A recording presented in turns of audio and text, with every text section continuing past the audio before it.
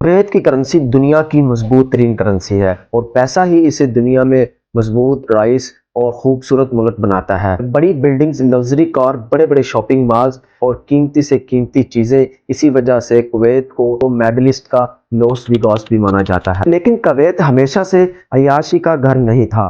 अगर हम चंद साल पीछे चले जाएं तो कुवैत में सिर्फ तपती रेत, गुर्बत और भूख के अलावा कुछ भी नहीं था। फिर आखिर जो अरब का गरीब मुल्क था वो अमीर और तरक्की याफ्ता मुल्क कैसे बना, इसके पीछे एक बहुत इंटरेस्टिंग स्टोरी है। दोस्तों, आज की इस वीडियो में मैं आपको कुवैत के बारे में ऐसी बातें बताऊंगा जिन्हें जानकर आप वाकई हैरान रह जाएंगे। इस वक्त 2025 में कुवैत की आबादी तकरीबन 4.7 मिलियन है, जो तकरीबन 47 लाख के करीब बनती है।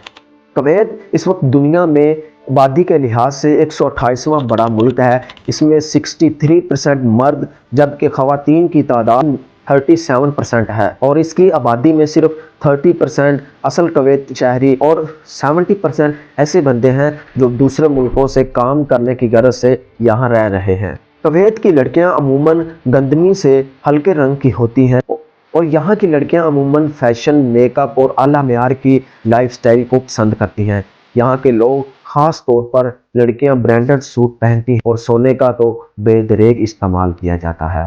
कुवैत में लड़कियों की इस वक्त शादी कर दी जाती है। अब इनकी उम्र 20 से 30 साल होती है।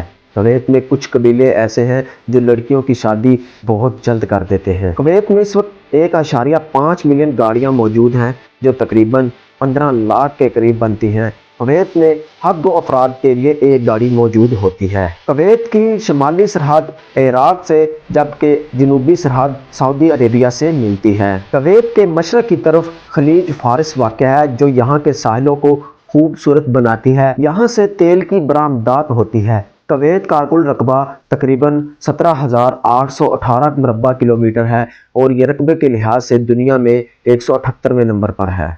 कुवैत का डायलिंग कोड 965 है। अब अगर बात करें कुवैत की करेंसी की तो कुवैत की करेंसी को कुवैती दिनार कहा जाता है। एक कुवैती दिनार इस वक्त पाकिस्तान के 905 रुपीस के बराबर है। तेल और गैस के बेइंतहा वसाइल होने की वजह से कुवैत के ज़्यादातर लोग हुकूमती दफातरों में काम करते हैं। जो लोग दूसरे मुल्कों से आते हैं वो ज़्यादातर मजदूरी और तामीराती काम ही करते हैं। बहुत से लोग तजारत का काम भी करते हैं। अगर कुवैत की तारीख की बात करें तो कुवैत की तारीख 3000 साल पुरानी है। यहाँ के लोग तिजारत करके अपना गुजर बसर करते थे। इनकी हालत बहुत बुरी थी। अंग्रेजों ने कुवैत की बंदरगाहों को तिजारत के लिए इस्तेमाल किया और इन्होंने कुवैत के लोगों के साथ बहुत ज्यादा नाइंसाफी की। फिर इसके बाद 1961 में कुवैत ने आज़ादी हासिल की और देखते ही देखते कुवैत का नक्शा बदलना शुरू हो गया और कुवैत तरक्की की राह पर आ गया और आखिरकार कुवैत एक तरक्की याफ्ता मुल्क बन गया। इसकी तरक्की का राज तेल और गैस है। कुवैत में इस वक्त 1000 के करीब तेल के कुएं मौजूद हैं।